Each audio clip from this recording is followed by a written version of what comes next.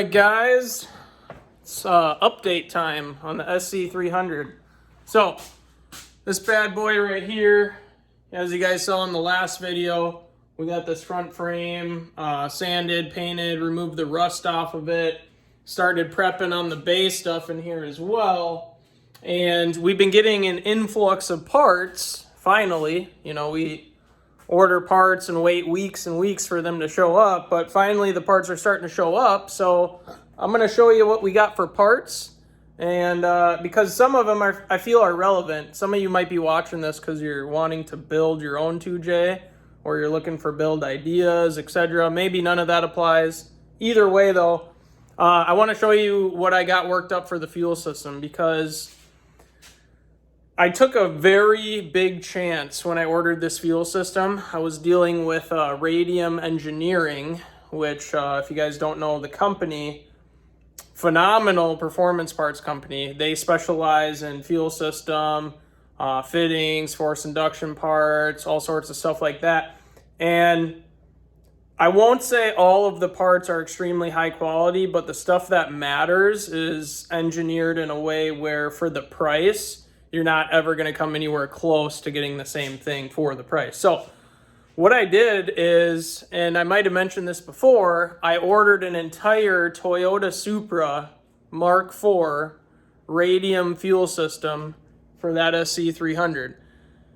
The Mark IV Supra is a completely different fuel tank, completely different fuel sender, and I was personally told, that's never going to work. And I was like, well, I think I'm going to gamble on it. So I ordered the kit anyway from Radium. And I believe I have found a way to make this fuel system work on this SC300. So let me just give you some foreground. I'll show you the setup on this tank first. Well, we started on the fuel tank. In fact, we didn't just start on it. We pulled the fuel tank out.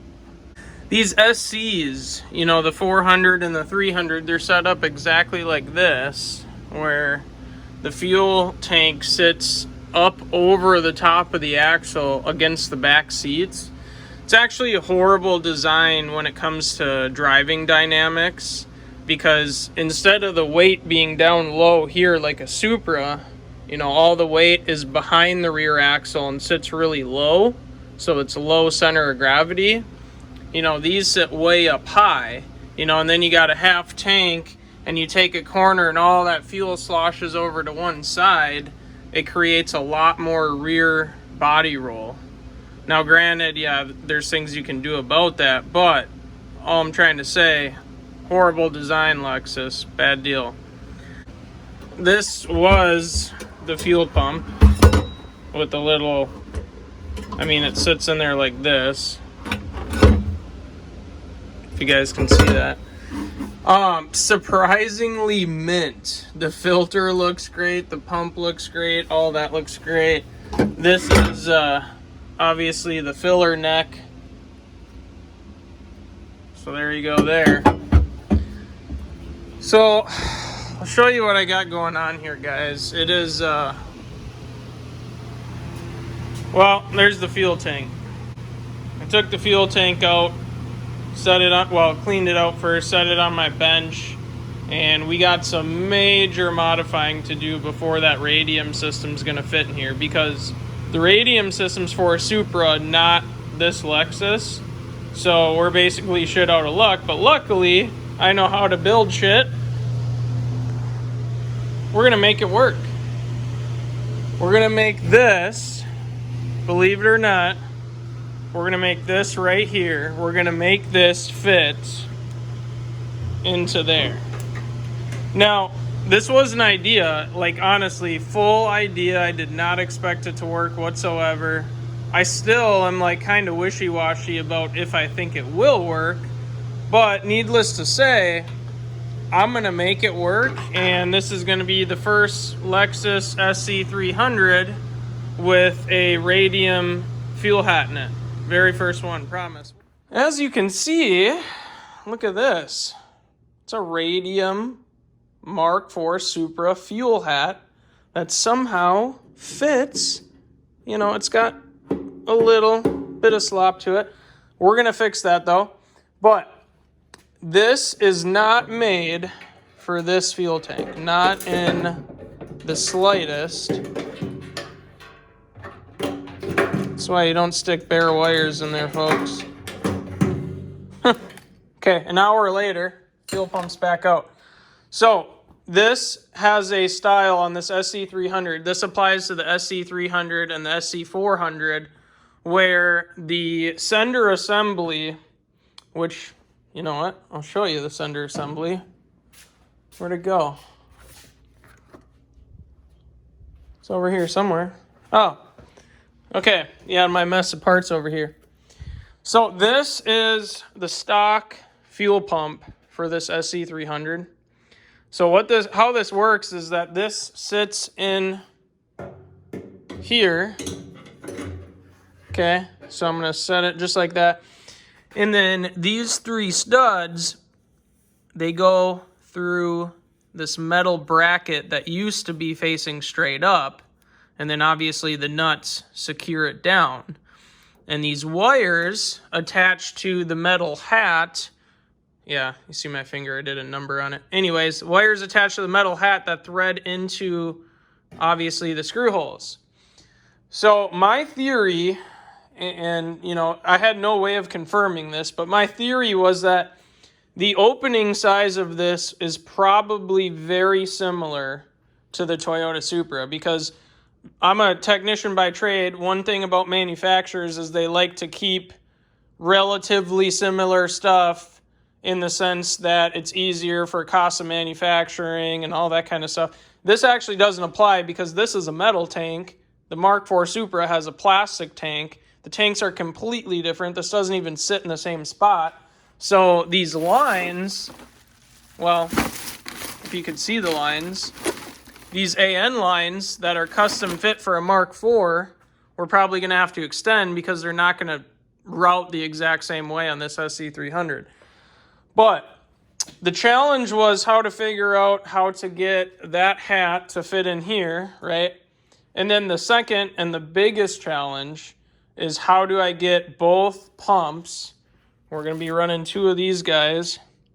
It's a 50-1200. So this is a 340 liter per hour E85 capable fuel pump. We're going to be running two of those. So, you know, we're going to have plenty of fuel. You know, that's how the stock setup is. Just a little baby pump, little baby sender.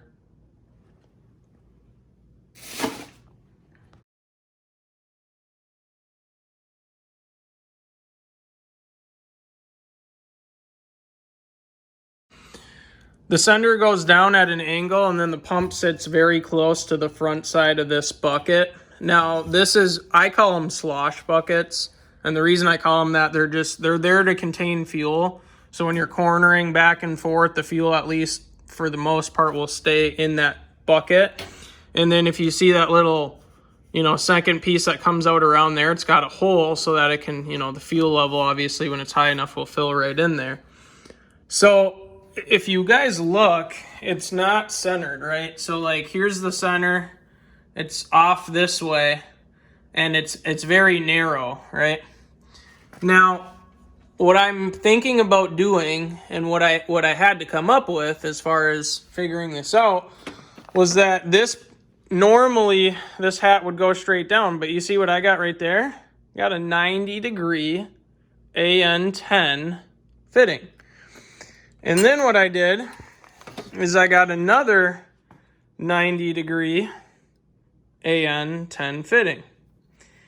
This is where those fuel pumps mount to. So if you're running two, obviously you would have, you know, 1, 2, third one not utilized. But what I'm going to do is I'm going to fish the pumps in first, right? So this will have a hose on it. And I'm going to fish the pumps in, and I'm going to sit them towards the back over here where the bucket's just a little bit wider.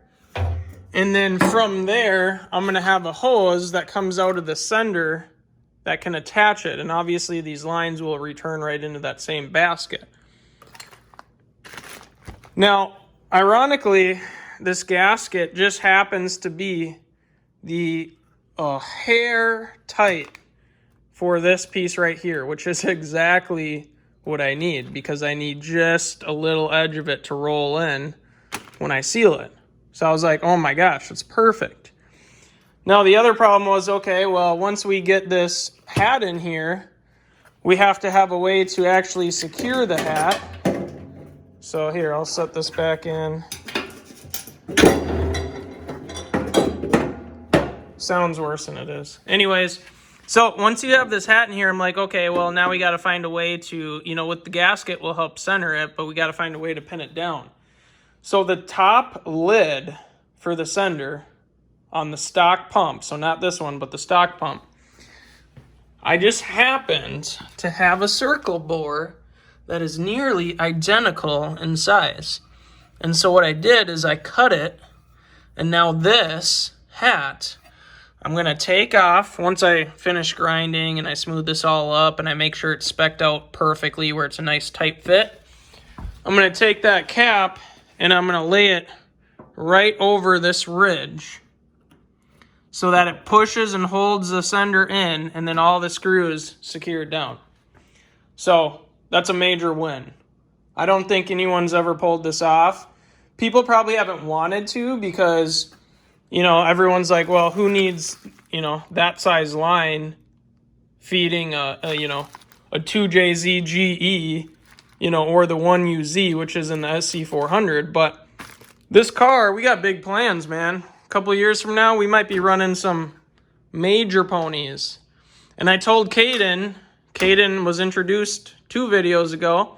I told him I want this car to be a car you can grow into. Well, this fuel system is not something you can grow out of. This fuel system will support over 1,000 horsepower. So, well, maybe not with just those 2. Well, probably with those 2 pumps. Anyways, so that's how that's all going to work. This is obviously going to sit under the hat. It's going to be stapled down. You guys, I'm really, really stoked on this because I was sitting there scratching my head. I'm like, oh my gosh, I got Radium's right. This will never work, etc. And then I came up with a plan. So we're in business. We are going to have to move the tank back. So you guys are going to see how I mount that. I'm actually going to move the tank backwards slightly. So that'll be pretty interesting to watch. All right, ladies and gentlemen, we did it. We got her in there. Look at this. Rubber sealed. Fits perfectly. The ring has a 0 tolerance around the top of the Radium hat. You guys, I am super, super stoked on this. So, I apologize that I didn't film all the installation of it, okay? I don't think there's going to be many of you guys doing this out there. This was not a very fun retrofit, and it required a lot of modification, lots of time. So I'm just going to show you inside the tank. I'm going to show you how it's set up. I will explain to you how I did it all. The pumps are sitting exactly where I want them. The return's exactly where I want it. This thing turned out amazing, and I could not be more excited. I'm going to show you inside the tank. So I am going to take this out first, just so you guys can see inside of there. It's the factory level sensor. We're still going to be running that. Set it down very gently. And so here's what I'm going to do. I'll turn a light on top of the tank, and I'll kind of show you guys what's going on. If you notice on the back side of your screen, you'll see the Radium sender, the hat assembly. Now, if you see the green,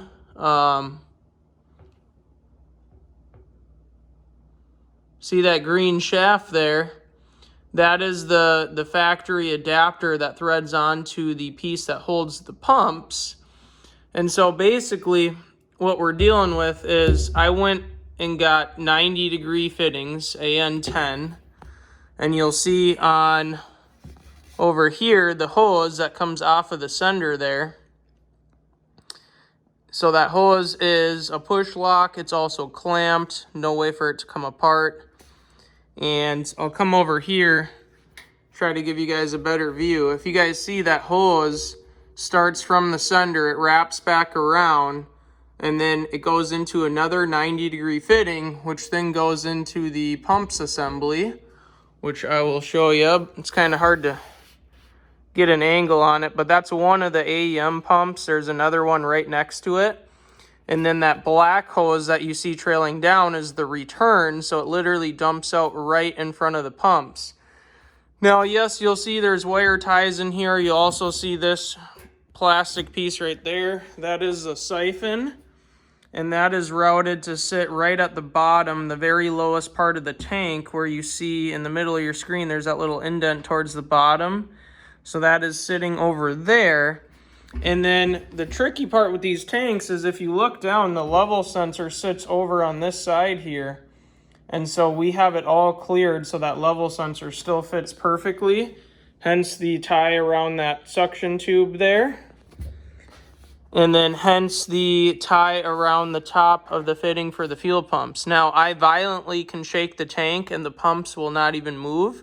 I have them sitting in there pretty solid, so I am super excited about how this is all set up. I think it's going to hold up just fine. And sure, it's not the prettiest thing in the world, but the electrical is on point. I made sure there's nothing sharp that the electrical is going to run into inside the tank. And all of the factory lines, so that brass hard line you see there in the middle of your screen, that's actually no longer even used. I just bent it out of the way. As well as if you look under the hat assembly towards the back, you'll see that bracket is bent down so that I can clear the hat assembly. Now, if you also look, you'll see that some of the rubber gasket is actually shoved through the top of the tank all the way around. That's how you know you got a really good seal. And so, yeah, like I said, I mean, I couldn't be more excited. This is going to work perfect. We also, too, now are not confined to the bottom side of the tank where you only have, you know, small fittings that can be adapted to like an AN6. But now instead of 3/8 pipe, we have literally, well, it's harder to get off than I thought, 5/8 line coming out for our feed, and then AN6, a little bit smaller for our return. And then we also got a vent over here that I'm going to show you guys how to route that vent. But yeah, this was quite the project. The screws, you know, we got them threaded in there. They're not, you know, they're not seated 90% of the way down. There's only about half the threads holding them, but they're all red Loctited. They're clamped down as tight as you can possibly go. And yeah, I mean, this thing, it's not going anywhere. So really excited on that, guys. I'm going to show you the bottom of the tank because there's things that you have to do on the bottom of the tank. You have to seal little holes, which I'll show you here in a second when we flip it over. And then I'm going to give you the part number for sealing those ports if that's something you want to do to your car on the bottom of the tank. So as you can see, we have the tank tipped up completely sideways. The pump assembly hardly shifted, moved over maybe 1/4 inch, something like that. So as you can see, everything's nice and secure. But what I do want to show you is this side of the tank. So something that's kind of relevant here, if you look, that is marine weld that I used on the bottom of the tank, okay? Now, the reason I did that is each one of these has a little hole that's just offset outside of the threaded area where the fitting goes through, so it prevents it from moving. So like the hole was right here on this one, right there on that one. And so you have to seal those holes shut. So the best thing to use is marine weld, JB, the marine weld type stuff. And then what you got to do is sand this area down nice and flat so that you can put the fitting in, which will then seal the bottom of the fuel tank. So just to give you guys another look at that, it's essentially what we're dealing with. We got 3 of them. So the power of forums be with you. So I found this guy right here, okay? What this is, I'll show you. It is Earl's 991945ERL. And what it is, it's a -6 to 12 mil, okay? So these are actually something that you can use to convert the bottom ports of your tank to AN lines because they turn it into a -6. So what I did is I got the fitting and then I got -6 caps, right? And the reason why I also, see that, got the caps on here, is if we do ever need to get to the bottom of the tank, or if we ever want to inject a cleaner in there or something like that, or vacuum the tank or whatever, we have an area, you know, without messing with the fuel door, without taking the whole tank apart, that we can get access to draining, all sorts of stuff like that. And the tank has, or the body of the car has extrusions right here. So these can stick down as long as you want. They're not going to interfere with anything. But essentially, they just thread in like such. Then you thread them all the way down, and they got a little crush washer on them that seals himself into the tank. And now you've just sealed the bottom of the tank. So, pretty simple deal. But yeah, I just wanted to show you guys the tank right now. What we're going to start on is we're starting on the wiring, okay? So I got the 2 wiring kits from Radium as well. High quality wires, high quality relay. I mean, this stuff all feels solid and legit like it's supposed to. We also got to actually install the rubber lines, or I shouldn't say rubber, but PTFE braided, AN8 for feed, AN6 for return. So those still need to get ran through the chassis. The other thing we opted in for with that filter kit is that we have fuel filter. So there's the mounting brackets for the fuel filter. And then we have the fuel filter itself. So this, I got to find a way to mount this because the Supra location is not the same as SC300 location. So I'll find a good spot to mount that. Obviously, we got our regulators, all sorts of stuff. And then we have our finishing kit that holds all the lines to the chassis. Here's one that's out. Perfect example for you. It's really high quality stuff. I like this a lot. So, pressure gauge, some other fittings, stuff like that. So we're going to make this all happen. And then what we're going to be doing is we're still going to be using the factory sender. So the harness will then connect, you know, we'll use the factory harness on these two. And then this will have its own dedicated feed. So, yeah.